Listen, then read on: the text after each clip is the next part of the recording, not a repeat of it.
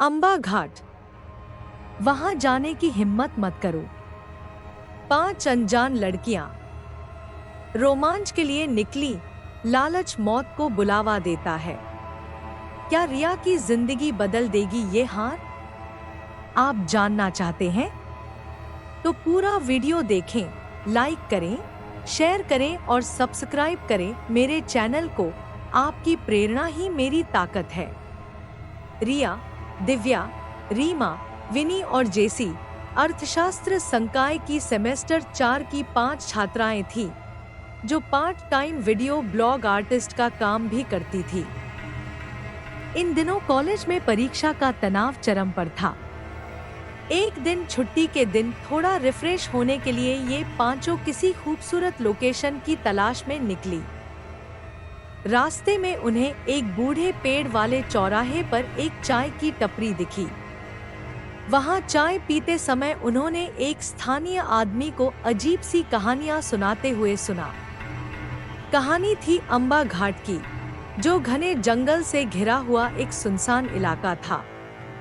स्थानीय लोग उस जगह को भूतिया मानते थे और वहां जाने से सख्त मना करते थे। ये कहानियां सुनकर पांचों लड़कियों में एक सहरन सी दौड़ गई। लेकिन ऋचा कुछ अलग ही सोच रही थी। उसके दिमाग में एक शानदार आइडिया कौंध रहा था। ठीक उसी वक्त पेड़ों के झुंड के पीछे से अचानक उनकी नजरें अंबा घाट के उस स्याह इतिहास पर पड़ी, जिसे गांव के बुजुर्ग कभी भूल नहीं पाते थे। काले जादू की रस्मों की वजह से ये घाट उन आत्माओं का विश्राम स्थल बना हुआ था, जिन्हें न तो इस दुनिया में रहने की इजाजत थी और न ही परलोक में जाने की। ये बेचारी आत्माएं इसी दुनिया में भटकने के लिए अभिशप्त थीं, मरे हुए शवों की तरह। और फिर उनकी चीखें निकल गईं। जमीन पर बांस की एक चौखट बनाई गई थी, जिस पर कई सारे शव रखे हुए थे। ये शव दफनाए नहीं गए थे, बल्कि उन्हें इसी तरह रखा गया था जैसे कोई मांसाहारी जानवर किसी शिकार को छोड़ देता है। उन शवों की हालत देखकर उनका खून जम गया। कुत्तों ने उन शवों को नोचा था, जिससे मांस के लोथड़े इधर-उधर बिखरे हुए थे और हवा में सड़ी गंध फैली हुई थी। इन बेचारी आत्माओं को ना तो मुक्ति मिली थी और ना ही उन्हें मिट्टी का सुकून दिया गया था। ये लाशें उनकी मौत के बाद भी तड़प रही थीं। रिया की नजर उस लाश पर पड़ी, जो वहां चट्टानों के बीच अटकी हुई थी। लाश पूरी तरह सड़ चुकी थी, लेकिन गर्दन में पहना हुआ हार दूर से ही चमक रहा था। वह सोने का बना हुआ लग रहा था। उस पर बारीक नक्काशी की गई थी और बीच में एक बड़ा सा लाल माणिक जड़ा हुआ था। रिया मोह में अंधी होकर लाश के पास पहुंची और धीरे से उसका हार उठा लिया। लाश का हाथ अचानक से हिलने लगा, मानो वो उसे पकड़ना चाहता हो, लेकिन वो खुद को रोक न सका। रिया ने इस पर ध्यान नहीं दिया और हार अपने गले में पहन लिया। उसके बाद हंसते हुए वो सब सेल्फी लेने लगे। जब जेसी की बारी आई, तो एक भयानक हादसा हुआ। वह जिस बांस के तख्ते पर खड़ी थी, वो अचानक से टूट गया। जेसी चीखता हुआ नीचे गिर गई और एक नुकीली बांस की खपच्ची सीधे उसके सीने में घुस गई। वो उसी वक्त तड़प कर मर गई। जेसी के शव के पास खड़े लोगों की हालत देखते हुए दिमाग में भयानक सवाल उठने लगे। क्या उस बांस के तख्ते पर कोई भूत है, या शायद किसी अत्याचारी आत्मा का अंजाम है? जेसी की मौत का रहस्य क्या है, यह खुलासा होगा या नहीं, यह जानने के लिए आगे की कहानी में लगे रहिए। रिया, दिव्या, रीमा और विनी अपनी जिम्मेदारी से भाग गईं और सीधे घर लौट आईं।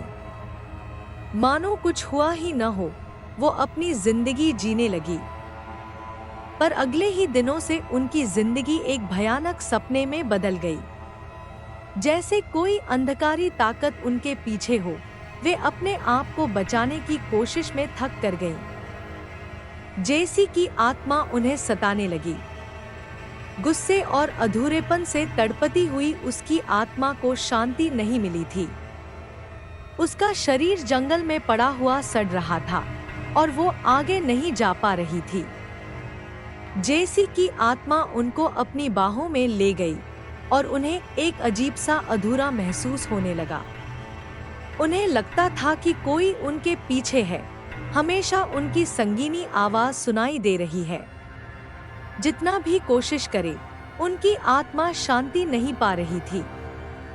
जेसी का शरीर जंगल में लेटा हुआ था, लेकिन वे आगे नहीं बढ़ पा रहे थे, जैसे कोई अदृश्य बाधा उन्हें रोक रही हो।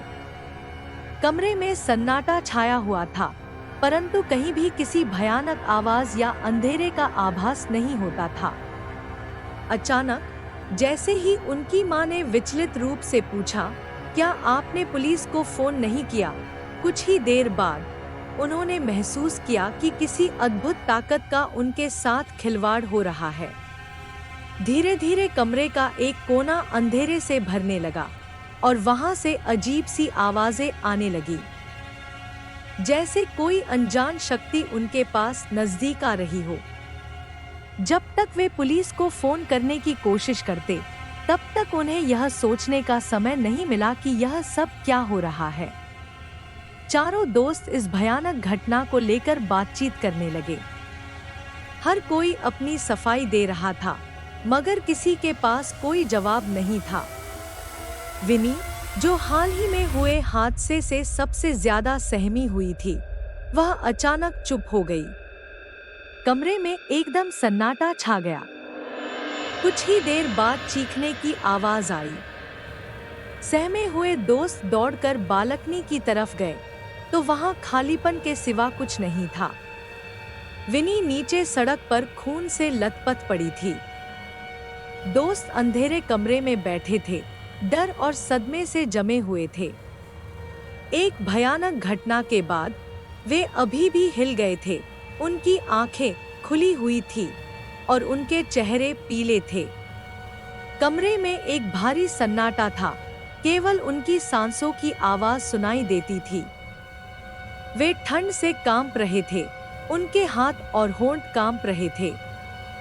कुछ दोस्त रो रहे थे, उनके आंसू उनके गालों पर बह रहे थे। वे घबराए हुए थे, उनके हाथों से पसीना आ रहा था और उनके दिल तेजी से धड़क रहे थे। कोई नहीं बोलता, केवल खिड़की के बाहर हवा का शोर सुनाई देता था। रिया नगर से बाहर कुछ काम के लिए हाईवे पर जा रही थी। अचानक उसने देखा कि जेसी की आत्मा रास्ते के बीच में भयानक अंदाज में खड़ी है। रिया ने तुरंत अपनी कार को उल्टा कर दिया, लेकिन कार गहरे खाई में गिर गई। समय पर रिया ने कार से कूदकर बाहर निकल लिया, जब तक कार गहरे नीचे नहीं जा गई। इस भयानक हादसे में रिया को बचा लिया गया। कार नदी में गिरने और रहस्यमयी आत्मा द्वारा उसका हार ले जाने के बाद बाल बाल बची रिया समझ गई कि वह हमेशा के लिए जिम्मेदारी से नहीं भाग सकती। रिद्धिमा और रीमा के साथ रिया जेसी को अंतिम विदाई देने के लिए अंबा घाट गई। उन्होंने अगले दिन अधिकारियों के सामने आत्मसमर्पण करने का फैसला किया, चाहे परिणाम कुछ भी हो। रिया, दिव्या और रीमा शांति से घर लौट आए। उन्हें राहत मिली कि जेसी की आत्मा अगली दुनिया में जाने में सक्षम थी। जब वे घर लौटे, दिव्या और रीमा आराम करने के लिए कमरे में जाती हैं। कुछ समय बाद रीमा को कमरे में कुछ अजीब शोर और बुरी आवाज सुनाई देती है। पहले तो उसने परवाह नहीं की और सोचती रही कि यह उसका भ्रम है, लेकिन शोर तेज हो जाता है और बुरी हंसी आती है। यह वही लाश थी जिसके गले से उन्होंने फीता लिया था। लाश बेहद बदसूरत और गुस्से वाली थी। उसने दिव्या और रीमा दोनों पर हमला किया। रीमा का दिल अपने हाथों से ले लिया और खा गई। इससे दिव्या हैरान और घबरा गई और दरवाजे की ओर भागी, लेकिन लाश ने उस पर हमला कर दिया और एक ही झटके में उसका सिर धड़ से अलग कर दिया। जब रिया अपने कमरे में गई, दरवाजा खोलते ही रिया ने देखा कि कमरे में अजीब सी हवा चल रही है और दिव्या और रीमा फर्श पर बेसुध पड़ी हैं। उनके चेहरे डर से सफेद पड़े हुए थे और आंखें खुली थी, जैसे उन्होंने कोई भयानक चीज देखी हो। तो दिव्या और रीमा को रहस्यमय आत्माओं ने मार डाला। कमरे में कोई नहीं था, सिर्फ एक खिड़की खुली हुई थी जिससे बाहर हवा जोरों से आ रही थी। रिया समझ नहीं पा रही थी कि हुआ क्या है। रिया को एहसास हुआ कि भले ही उन्होंने जेसी को शांत कर दिया था, लेकिन इससे यह तथ्य नहीं छुप गया कि उन्होंने अंबा घाट के वास्तविक निवासियों की शांति को भंग कर दिया था। अगली रात अंबा घाट की रखवाली कर रहे एक काले जीव की लाश आई। रिया देखती है कि वही लाश धीमी गति से उसकी ओर बढ़ रही है जिससे उसने हार लिया था।